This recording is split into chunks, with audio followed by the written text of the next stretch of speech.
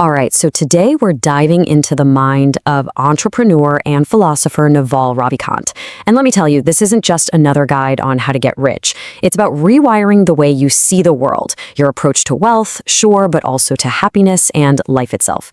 It's really a whole new mental model. So let's just kick things off with a really provocative question, one that's at the absolute core of Naval's philosophy.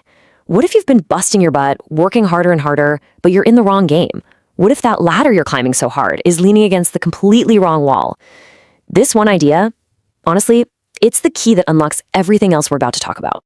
Because see, according to Naval, so many of us are trapped. We're playing a game that's rigged from the very start, a game that deep down, we just can't win. He basically says we're all playing one of two games. On one hand, you've got the status game. This game is zero-sum. For you to win, someone else has to lose. It's this constant, anxious scramble for rank and for other people to tell you you're doing a good job. But then there's the wealth game. This one's positive sum. You win by creating something new, something valuable. Everyone can get a slice of a bigger pie. It's all about collaboration, not cutthroat competition. And that's where this quote from him just hits so hard.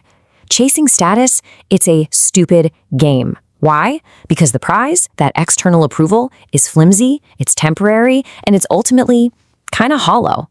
The real prize, true freedom, that's one in a completely different arena. Okay, so if the status game is a dead end, then what's the move? It's deciding to play a new game entirely, one where the goal isn't just status, but building real, lasting wealth. And his definition of wealth, wow, it's a total game changer. It's not your salary, it's not your job title. Wealth is owning assets that are out there working for you 24/7.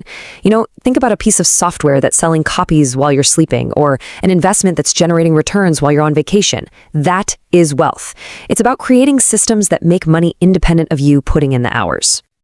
So how do you actually do this? How do you make that shift? Well, it starts with a new playbook. First off, you have to genuinely seek wealth, not just a paycheck or a promotion. Second, you got to figure out something society wants but doesn't know how to get yet, and then build it at scale. Third, play long-term games with long-term people. And finally, and this is the big one, you have to own a piece of a business. You need equity. That's the only way to capture the real value you're creating. But here's the thing, winning this new game isn't just about getting lucky. Nope. It's about mastering a very specific set of rules. Naval boils them down to three core concepts: specific knowledge, leverage, and accountability. Let's break them down. All right, first up is what he calls specific knowledge. And look, this is not the stuff you cram for in school. This is the unique expertise you can only build by following what you're genuinely obsessively curious about. It's the stuff that can't be easily taught in the classroom or automated by a robot. It's what makes you, you. And that's exactly how you get out of that zero-sum trap we talked about. By being your authentic self and following those weird passions, you build a skill set that nobody else has. You literally escape competition because nobody can compete with you at being you. You're playing your own game now. But just having that unique knowledge, well, it's not quite enough. You need to amplify it. And that's where leverage comes in. Think of leverage as a superpower for your judgment. It's what separates your input from your output so that one smart decision can have a massive impact.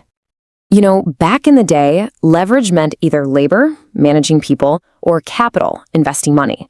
And for both of those, you needed someone's permission. But now, the game has completely changed. We've got what Naval calls permissionless leverage, code, and media. Anyone, anywhere can create a piece of software or a piece of content that can be duplicated 1,000,000 times for basically free. That's infinite scale. And all of this really hammers home one of Naval's most famous lines. It's a fundamental truth of the wealth game. You have a finite number of hours in the day. You just can't get wealthy by selling them one by one. You need leverage to break free. Okay, so we have specific knowledge and leverage. The final piece of the puzzle is accountability. This is the price of admission. If you want the massive upside that comes with leverage and equity, you have to be willing to take on the downside risk. That means putting your name on the line, owning your failures, and being publicly accountable. It's scary for sure, but society rewards that kind of courage with control, with equity, and with even more leverage.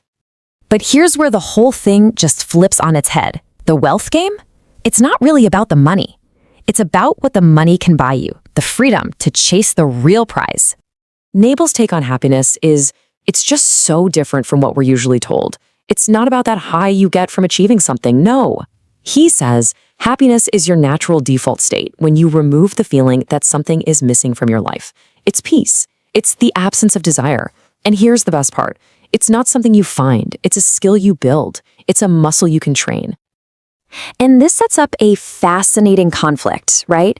The very drive to succeed and build wealth comes from a place of dissatisfaction, wanting to change your external world for the better.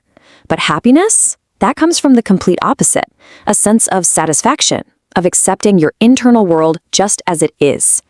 The real trick is learning to be externally ambitious while staying internally peaceful. Which leads to the ultimate endgame here. You play the wealth game so you can earn the freedom to stop playing games altogether. The real win isn't having the most money or the highest status. It's getting to a point where you just don't need to play anymore. So after all of that, what does it all boil down to? Well, it's pretty simple actually. It all comes down to you. Think about it. A doctor isn't going to make you healthy.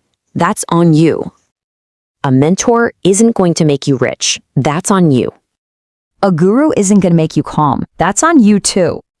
Look, at the end of the day, your health, your wealth, your happiness, it's all your responsibility.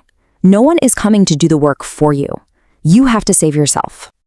And that brings us right back to the beginning, doesn't it? It's all about a choice. The choice between that frantic status game and the creative wealth game. Between chasing what others have and building what you want. He says the hardest part isn't even playing. It's deciding which game you're in. So I'll leave in with this.